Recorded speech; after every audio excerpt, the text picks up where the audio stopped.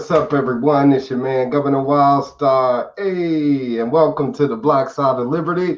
I appreciate each and every one of you for tuning in because I have a very special guest who I will be introducing to you very shortly. Just want to give you all a moment to tune into the Black Side of Liberty again. So I appreciate all of you that are watching out there. Please be sure to share this video. Get the message out, spread the word. Let's help expand our network, grow our audience. That's exactly what I'm trying to do here. Thank you to everybody that's watching on YouTube. I just passed 25,000 subscribers, so woo, yeah.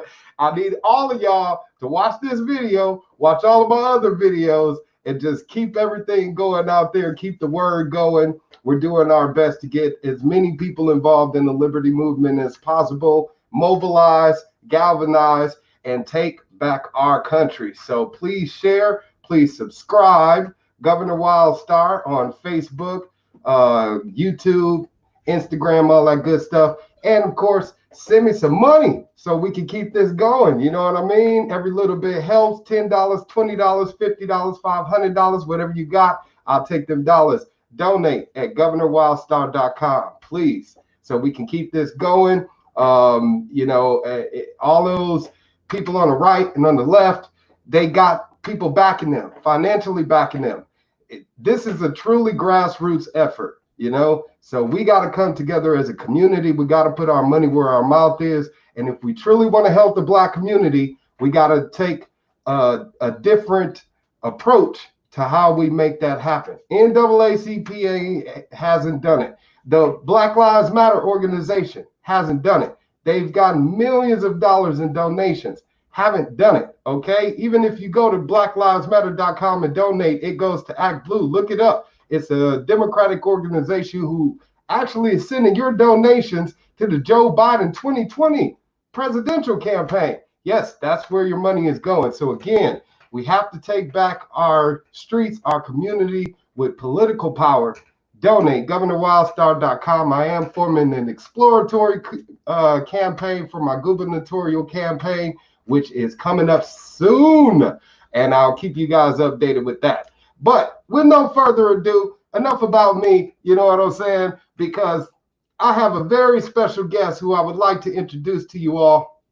And first, I just want to say, this man is wonderful. Please be sure to connect with him. And hopefully you'll be inspired by everything that he has to say to get you involved in the Libertarian Party. He is Joshua Smith, and he is running for chairman of the National Libertarian Party. Joshua Smith, welcome to the Black Side of Liberty, my man. Hey, thank you so much, Governor Wildstar. I really appreciate it, man. I can't wait for another gubernatorial race from Governor Wildstar, man. Woo, that's what I'm talking about. Absolutely. Excellent. I know you excited. You helped fuel my previous campaign for governor, and I appreciate you for that. But like I said, enough about me, man. I really want the people out there to get familiar with who you are. So please let them know, who the hell is Joshua Smith, man? I'm just a normal blue collar working class guy from California originally. I'm from the Bay Area, right outside of Oakland. Antioch to be exact, if you're familiar. I know you probably got a lot of California fans, but I spent some time in the military. I was in the U.S. Navy, and I was on the USS Constellation, which was the biggest part of the shock and awe campaign in Iraq during Operation Iraqi Freedom. It really jaded me on the military-industrial complex, and as somebody who didn't even know what libertarianism was at the time, when I got out of the military and having those thoughts and feelings on the military-industrial complex, it really opened my eyes to the fact that the Republicans and the Democrats don't care about us, and they're going to continue the war machine. They're going to continue to fight these endless, needless foreign intervention wars, and so that was kind of what led me to Ron Paul in 2008. I worked on Ron Paul's campaign in 2008, became a member of the Libertarian Party in 2010. I worked on Governor Gary Johnson's campaign for president in 2016. I became a regional rep in Southern Washington there. I started building affiliates and then eventually ran for chairman of the Libertarian National Committee in 2018, kind of on a whim, expecting it not really to be a big campaign, but I ended up traveling to 26 states. I raised tons of money. I spoke in front of thousands of people. In fact, here it was 10 years later, and I actually keynoted a ballroom right behind Ron Paul. It was just a crazy dream come true. I ended up becoming an at-large on the Libertarian National Committee. I've got to spend the last 2 years working for liberty at the national political level, and it's been amazing. I'm the #1 recruiter on the Libertarian National Committee. I go out into every community I can find and talk about libertarian ideals and the party and how we can change people's lives and enrich our communities. And it's just been an amazing ride, man. And here I am running for chair again in 2020 and hoping that we get that opportunity to take that platform and use it for really good stuff. Exactly. That's how you got to do. You got to chip your way at it to kind of make your way or make your indentation into what Sure. you're trying to accomplish. And a lot of people they give up, you know what I mean? And you continue to stay relentlessly, active in the party to where you've gained more ranking in leadership.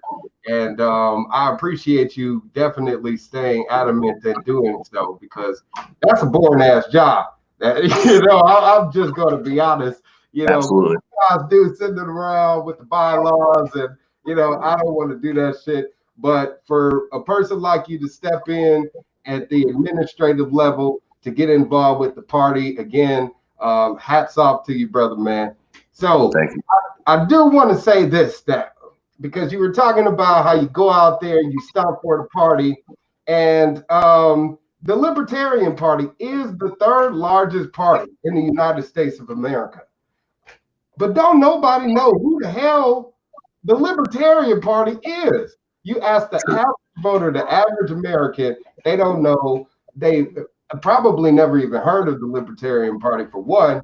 And if they have, they don't know any of the candidates that are running there locally.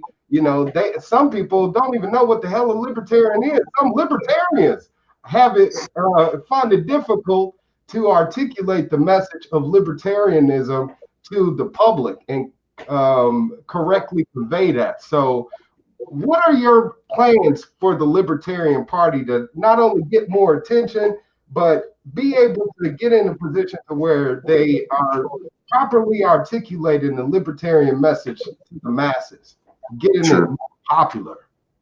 Well, I've laid out several different plans for that. We have to get focused on messaging. I think it's super important that we sit down as a national committee and say, these are the issues that are important to the Americans right now. This is the libertarian spin on it. We need to set those focused messaging goals and then build all of our messaging tools, all of our marketing tools around those messaging goals. The National Party has been so spread out on their messaging and not really focused on any one thing. They try to keep up with current times, current events on the social media. They don't really have this big, great social media team that should be focusing on those things. So I think the first step is we sit down, we build focused messaging goals. We come up with like 4 or 5 different events or things that we support, like ending the war, ending foreign interventionism, ending the drug war, the racist drug war, ending the Federal Reserve. I mean, these are issues that the thousands and thousands and thousands of small L libertarians around the country agree with wholeheartedly. We could still focus on current events and give the libertarian spin on current events from social media and stuff, but having those base messaging goals and building a marketing plan around those goals is really going to get us in front of people. It's going to start getting people that see eye to eye with us to want to be involved with the party. Those people are in turn going to become activists. They're going to become candidates. They're going to become campaign managers, party leadership. Now we're building an infrastructure with already libertarians that know how to convey our message to the public. Then we need an aggressive media strategy, something that we've never done in the Libertarian Party. I've been working on building an aggressive media campaign team, basically. So I want a regional media campaign team where we have at least one person in all 8 of our regions that's constantly looking for media opportunities, constantly looking for current events, things that are happening that they can go and inject the libertarian spin into, and then can take the media opportunities on behalf of the party. So it's not always incumbent just on the chair or just on a media liaison. It's a group effort, a team effort, people who can speak to their communities in their communities on behalf of the Libertarian Party. That's going to help us grow immensely. Then we really, really need to focus more on membership. Membership is the lifeblood that drives the National Libertarian Party. It's the same for the state affiliates. It's the same for the local affiliates. That's where we get our money to do candidate support. That's where we get our money for affiliate support and marketing and messaging and media. It's all from our hardworking activists who become monthly members or yearly members. And so we have to have a bigger focus on members. We have to have a bigger focus on fundraising. But we can't do those things until we find a plateau of agreement with people that want to be a part of the Libertarian Party. If we're going to be this mixed signal, mixed message national committee that's not going to put out a constant, consistent, principled message, nobody wants to be a part of that. So it all starts with the messaging. It all starts with the marketing, the aggressive media plans, and then we really focus on bringing new people, new blood, hyped up activists who are ready to do the damn thing all over this country and spread liberty like we should have been doing in 1971. Yeah, and it's funny because you're basically saying everything that should have been done. I mean, let's just be honest. And basics. Current chair, exactly, the basics.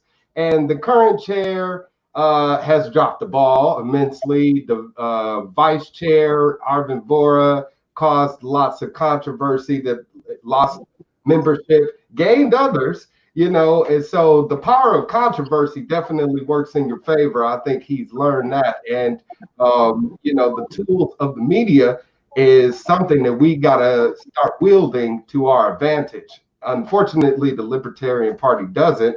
It would help candidates such as myself, the candidates get more exposure when we're not getting that from the mainstream media.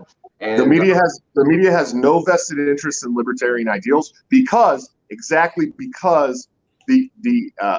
we seek to end the corruption and graft and greed that the media feeds off. That's how they make their money. So we have to go beat their doors down until they let us in and let us speak. And that's exactly what my plan does. It gets people out there in the communities, beating down the door of the media and saying, we're here. You're not going to get rid of us. Put us on camera right now. Exactly. And you definitely have the ability to get people enthusiastic about the Libertarian Party and get them involved. That's what we kind of need. And that's one of the ways that I kind of found you as an activist myself. And what gravitated you towards me was your platform that you provided as an opportunity for me as a candidate to be heard through Think Liberty, which is a media outlet, which if it became more popular, hopefully, more people would learn about libertarianism and candidates, etc. But with that said, I spoke with Larry Sharp earlier this week about, Black people not really sharing a platform with each other, not really having each other's back. That's just something that's missing in the Black community that we need to work on. But we see a lot of support from white people. You know what I mean? And it's funny that we get more support from white people in the white community than the Black community, especially when it comes to dollars, So why is it that white people support the Black agenda? Because Black libertarians, we have always promoted, of course, criminal justice reform, decriminalization of drugs, substances, elimination of licensure, whether it's a gun license, a driver's license, a fisher license, a marriage license. Get rid of all of those damn licenses. So occupational licenses, things that can help the Black community, that could also help all of society, our entire country. So with that said, why is it that white people support the Black agenda and you took it upon yourself to help me out? Well, I can only speak personally for myself as an individual. I grew up in a Black community, and I saw the actual effects of the racist war on drugs. I saw it pull, good fathers from family units. And I've seen the police brutality first up close and personal. And so, for me, it's like, I don't want to speak over anybody. I'm never going to speak over anybody. But if we have a platform, we should be sharing it with everybody who has an issue that we see eye to eye with them on. And so, you know, as far as white libertarians go, of course we're going to support the majority of the black agenda when it comes to this kind of stuff, because we believe the same things. We believe that the war on drugs is racist. We believe that all gun legislation is racist. We believe that a lot of these things were enacted during Jim Crow era to oppress the black community. And so, you know, as a white person, if you want to call me that, I've seen it firsthand from the communities the communities that I grew up in. But I also understand that your agenda is the same as my agenda. I want to dismantle a police state that is overbearing, that brings brutality to the streets, to our communities every day, and I'm going to support that. And truthfully, to me, it wouldn't matter which color you are, but you know, to see the black community rise up and say we're not going to take this anymore, that's an amazing, eye-opening experience, and it should be for anybody of any color to see how amazing this is. And I'll tell you, when the black community and the white community unite, that's when the government's going to be really scared. Yeah.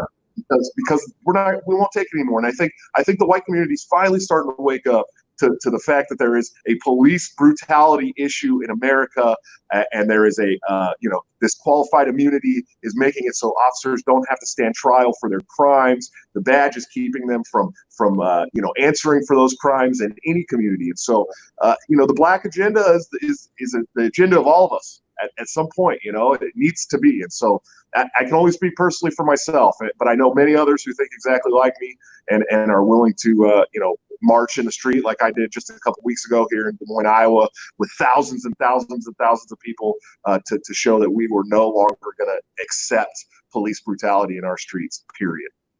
Excellent. Yeah, and that's what I'm saying is a lot of people need to focus on the allyship of the values that we appreciate here in this country, the principles that we stand on. You know, freedom, liberty, and justice for all. We all want that. We all desire that. And in order for us to stand true on those values, it has to be equal in its application.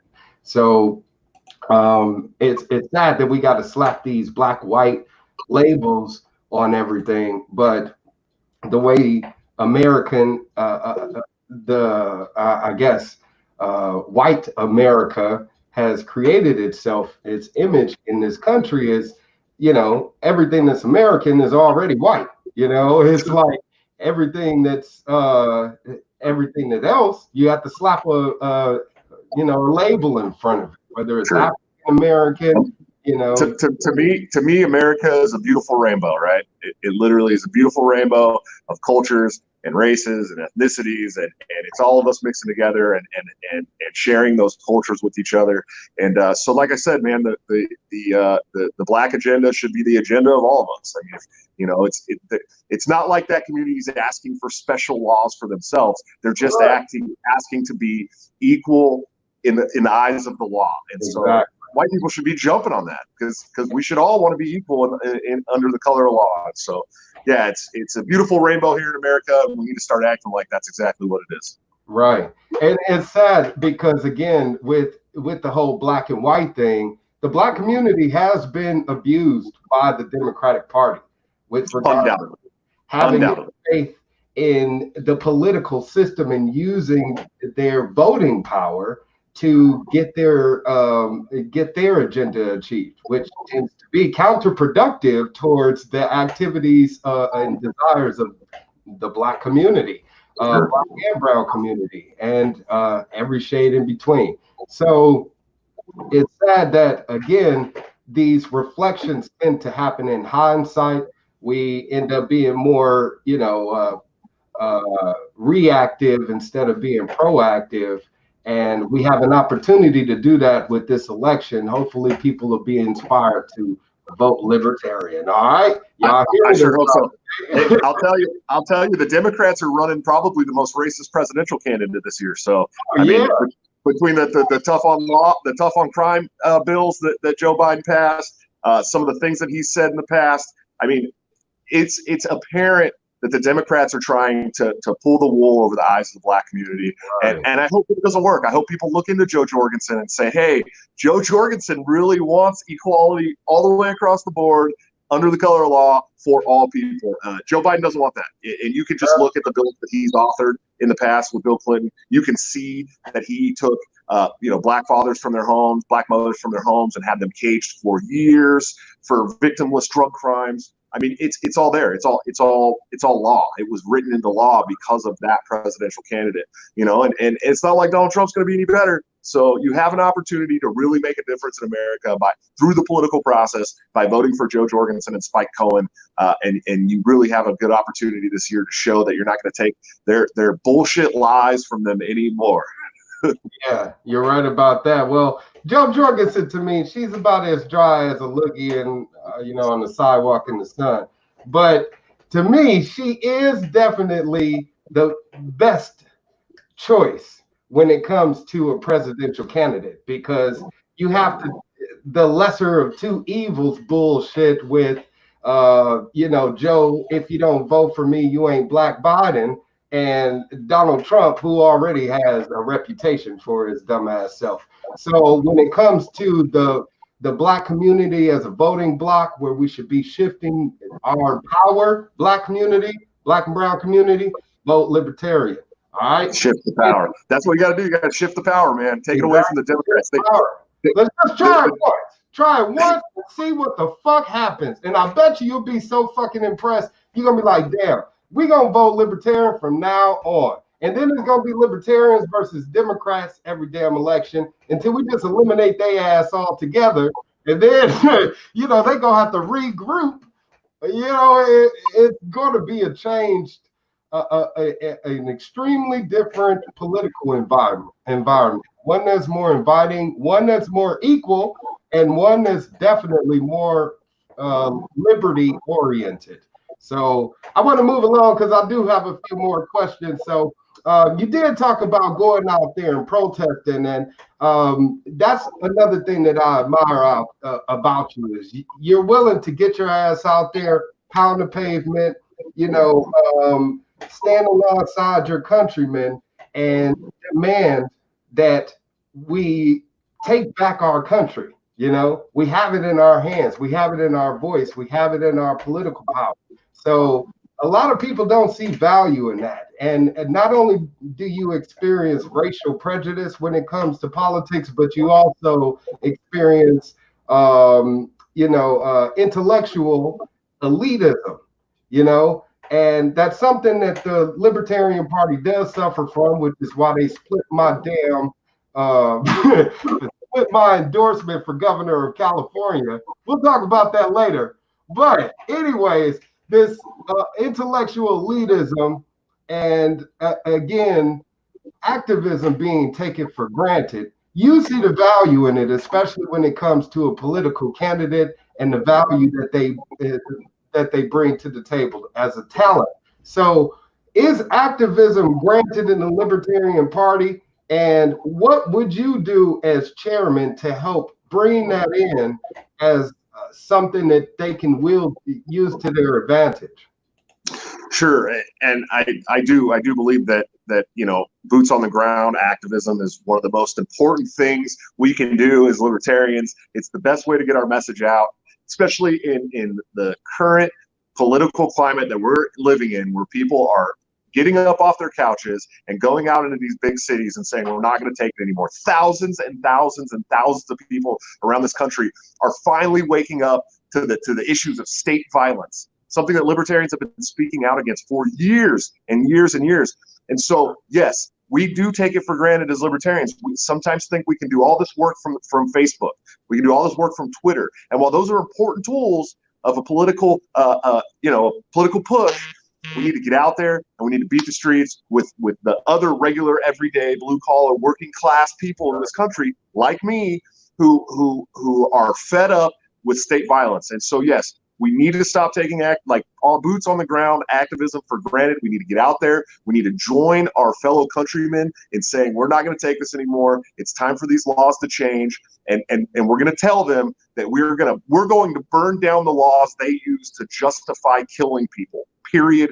Plain and simple. We're going to burn those laws down. That's the most important thing we can do, and we can do that right now, tonight, out in the street, at the state capitol. We can do that in every single state. And yes, libertarians should be at the forefront of this stuff with every other citizen that's ready to fight these laws. And so it's been taken for granted, but as chairman, I'm going to make sure that we put a heavy focus on that. I'm going to try and find every rally and protest that we can. I'm going to get involved as much as possible. And anybody who knows me knows I'm telling the truth, because that's what I've been doing for years. I'm an activist. I was an activist first. So yeah, that's where we're going to grow. I mean, we're going to grow with the everyday people who are fed up with the system.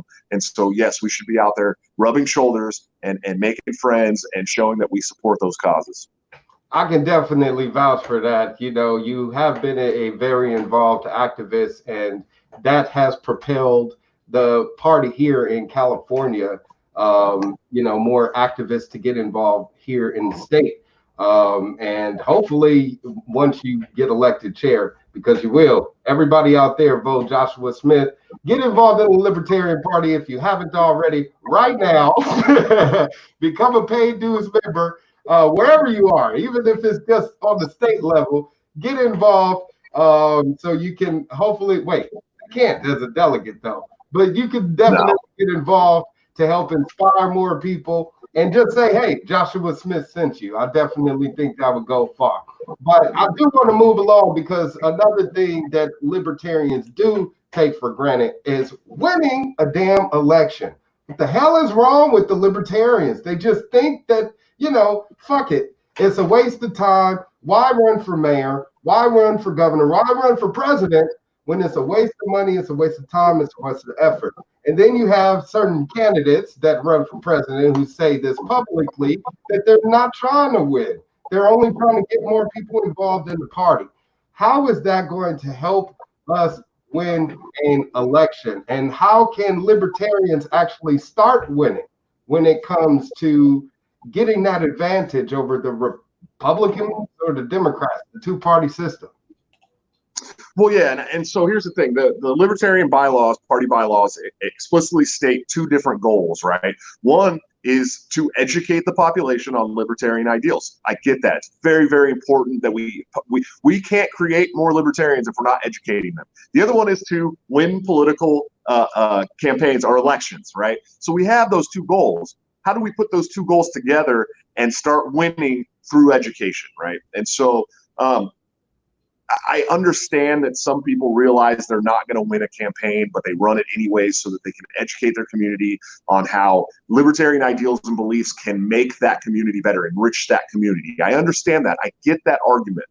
But if we can take a top leadership team, an LNC chair that is actively working to build the party, to bring new activists to the party, that starts building infrastructure for those candidates.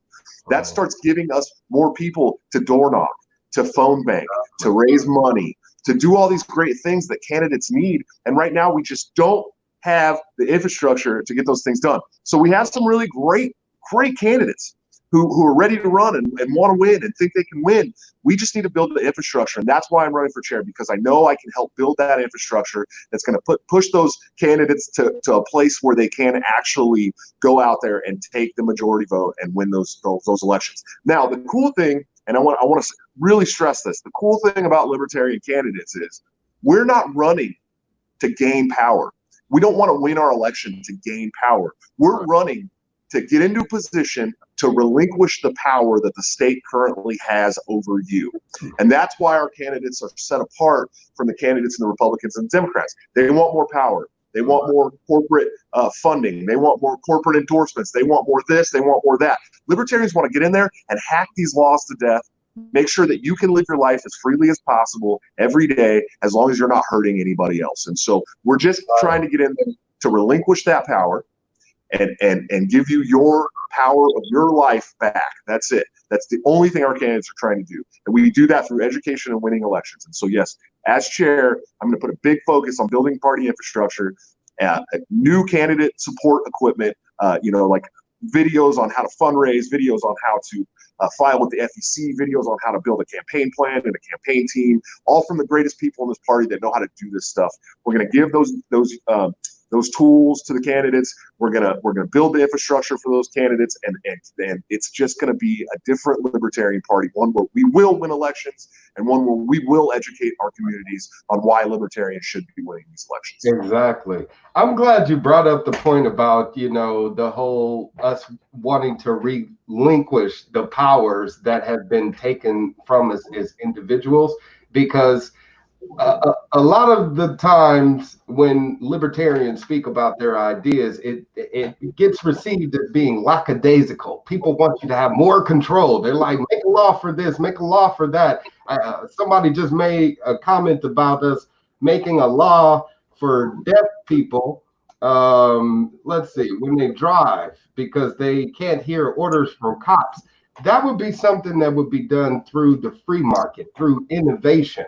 That's not something that the government can mandate or should mandate, because it then would impose that on those car manufacturers, increases the cost for them, increases the cost for you as a consumer. The best way, again, is just to relinquish that power, not be involved in the creation of vehicles, not be involved in the lawmaking when it comes to intellectual property rights, et cetera, et cetera. And now it gives that free reign of, you know, creative control for many things to be developed, you know? Well, look, here's the thing. One only has to look through 5 pages of a history book to understand that governments ruin everything they touch or kill people. That's what they've always done. People don't think that. The government is going to be like, have this Midas touch and make everything wonderful, you know? I'm telling you, the best way to see the Midas touch of government is be bold and vote gold, because libertarians got that Midas touch. I will say that. Maybe I should coin that shit for my next campaign or something. But anyways, I want to move it along, because I do have one more question. And then I'm going to let you out of here, you know what I'm saying? Because I know your time is limited. And people's attention span are way too damn short. Hopefully, we've been able to keep their asses, you know, involved up until now. But before we wrap things up, there are a lot of things in this world that are universal that we don't really speak about as human beings. You know what I'm saying? We all gotta eat. We all take a shit. You know what I'm saying? We all love to love. We all have times when we hate, you know? So there are things that are universal about us as human beings that we don't embrace and we don't talk about as much. And I think if that started to be expressed and embraced more, it would create a new type of culture, especially here in America, because like you said, black, white, whatever the case may be, if you're born and raised in America, you're an American. You know what I'm saying? So with that said, comedy is one thing that's universal. And a lot of famous black comedians have been expressing their position politically about what's been going on in our nation lately, like Dave Chappelle, who recently came out with a wonderful commentary. It's not really comedy, but he talks about what's going on, but of course his previous works is very well known. But you had people like Richard Pryor be very political back when when he was doing stand-up, etc. Eddie Murphy, Chris Rock, etc. So I want to ask you, who's your greatest of all time black comedian? You got to give me one, and it can be one that's living, one that's has passed on. It's become Dave Chappelle. I mean, there's just no doubt about it. All right. Dave is amazing. I was a big fan of Dave for many, many years. And in the last couple years, he has cemented that decision for me. The 846, right? So the 30-minute commentary that he just put out is probably the most prolific sermon on police brutality I've ever heard in my life. If you sat there and listened to that entire 30 minutes and you didn't have a tear in your eye, there's probably something wrong with you. You should get yourself checked. I believe Dave has completely transcended comedy and just become an artist, a complete artist. And so It's for me. It's definitely Dave Chappelle. I was like I said, I was already a huge Dave Chappelle fan, and over the last couple of years, I mean, his last stand-up special, and then the A46, this amazing, beautiful commentary that he did, it cemented those decisions for me. God, I want to hang out with the guy. Dave, if you're watching this, I want to come and hang out with you sometime. We got a lot to talk about, man. We got a lot to talk about. You're right about that. We do. We definitely got some catching up to do. Maybe some smoking, you know what I'm saying? All that good stuff. But till then, I want to say I appreciate you for being on the Black Side of Liberty, because like all of my guests, none of them ever know what the hell I'm going to say on here, you know. So I appreciate you for being such a great sport and answering them all, and again, being here to share all of your ideas of libertarianism, and hopefully we could get you elected as chair of the Libertarian Party, National Party here in America. Everybody, again, please go get involved with the Libertarian Party to help this man, Joshua Smith, become. And if I could say one more thing, look, you know, when the founders created this country, they didn't say we the Democrats. They didn't say we the Republicans. They said we the people. There's one party in America today that understands that. That's the Libertarian Party. Please join. Please donate. Please get active. Please get involved and help us take the political system back from tyrants. We need your help. Right, exactly. I think right now more than ever, people are inspired to take back the reins of government away from these fake ass government officials that have proven they could care less about we the people. So please definitely vote Libertarian, vote Joshua Smith for chairman of the National Libertarian Party. If y'all asses are a delegate, please vote for this man. He definitely would reshape the party more than ever before. So again, Josh, thank you for coming on to the Black Side of Liberty. I'm gonna let you out of here, man. And love you to death, man. Watch the kid because she want me too. But sounds good, man. Until next time, peace. All right, you guys. A few quick announcements before I get out of here. Again, that was Joshua Smith, chairman or candidate for chairman of the National Libertarian Party. Please definitely vote for him if you are a delegate. And if you are not a delegate and you loved what he had to say about libertarianism and what he would like to do once he is elected chairman of the Libertarian Party, please become a member. All of your support goes towards helping candidates such as yourself. In the meantime, you can help me directly. Like I said, your boy has created an exploratory committee so I can go ahead and run for governor of California, since we are running a recall. That's one of my announcements I want to make to y'all. Please definitely get involved in the recall if you are in California. Recall Gavin2020.com. Go to the website right now. Recall Gavin2020.com. You can print out the petition to recall Gavin Newsom now. He just signed an executive order to mandate that we wear masks.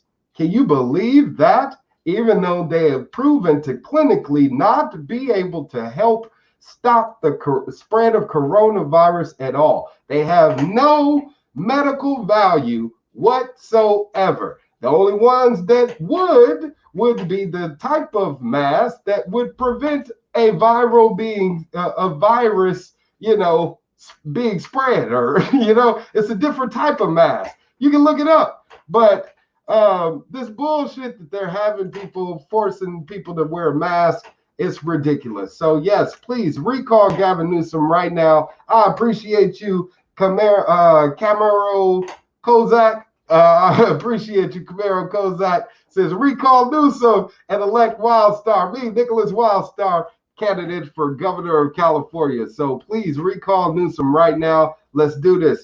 And all you people out there, go vote. Go out there and vote.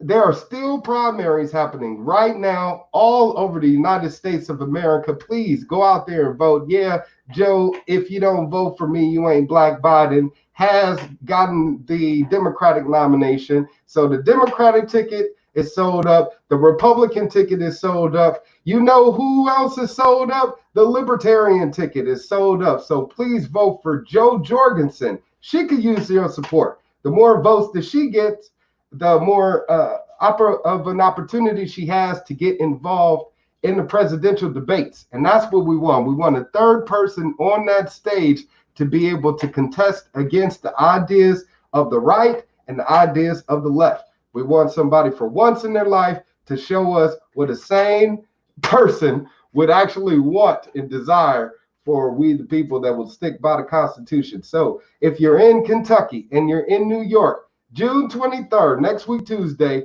go vote, vote, vote Libertarian, okay? A lot of people have asked me, how do you actually vote or find out what candidates are running wherever you are locally that are libertarian? So I'm going to show y'all asses, okay? Pay attention now. Here we go, real fast. This is Libertarian Party website, National Party website. It's lp.org. This again is lp.org. Please check it out, lp.org. All you want to do is click on, come on the website, scroll all the way down to the bottom, click on where it says 2020 candidates. So you can see which candidates, again, are going to be on your ballot. Click on that shit. And here we go. They're going to bring you to the list of all of the candidates in the United States of America that will be on the ballot. lp.org. Scroll your ass to the bottom. Click on candidates like I said, and here they go, 2020 candidates. If you want to find out where you'll be locally, like I said, Kentucky. Y'all up next on the 23rd. There you go right there, Kentucky, search, and it's going to filter that list. Here's all the people running in Kentucky. You got Amanda Billings, State Senate C3. Brandon Berry, U.S. Senate. Frank Fitzpatrick, U.S. Commissioner. You know, all of your candidates are right here, you know. They make it real easy for your asses. New York, you next too. New York. Where y'all candidates at? Let's see what we got here. New York. Oh, we got Dwayne Whitmer, House of Representatives, New York 27th District. Dwayne Whitmer. Oh, wait, that's the same person. Michael Madrid, U.S. Congress, District 10. So here's your three candidates out there in New York. If y'all live in any of these districts, you should be voting for any of these guys. Fuck the other candidates. Turn your shit gold and be bold, vote Libertarian. All right. Again, lp.org, June 23rd, Kentucky and New York, go vote Libertarian. And all you people out there that do have upcoming primaries until the November election, again, go to lp.org and find out what Libertarian candidates are going to be running in your district, in your state, in your city, or whatever, locally. Find out about their asses before you vote for them, you know. If you want to do that research and be thorough, as you should be doing, do your due diligence, do all that shit, do your research, then vote for these motherfuckers, okay? Because they're going to make things 10 times better than things are right now, okay? So, like I said, vote Libertarian, all right? And that's as easy as it's done. Please, it's that simple. All of you people out there that were making comments, I appreciate you all for tuning in and saying what's up. Cheryl Cox, Camaro Kozak, Aurora, James Chipman, Anthony. I appreciate you all for dropping comments during the broadcast, and all of you that didn't, that were enjoying the show as well. Thank you for tuning in to the Black Side of Liberty with your man, Governor Wildstar. I do have one more announcement, which is, of course, please come back and check me out on the next show, which will be next Tuesday, June 23rd. I'm going to have my man, Green Man, Christopher Carlson, former Green Party candidate for California governor. He will be right here talking about his previous campaign for California governor and what he wants to do next. You know, is he going to stick with the Green Party? Is he going to go join the Libertarians, you know what I'm saying, and run with me? but we'll see what happens. But again, be sure to tune in next week, Tuesday, where I'll speak with Christopher Carlson, former Green Party candidate for California governor. So, till next time, y'all, long live liberty, and may the light of God and liberty shine on each and every one of you. Peace.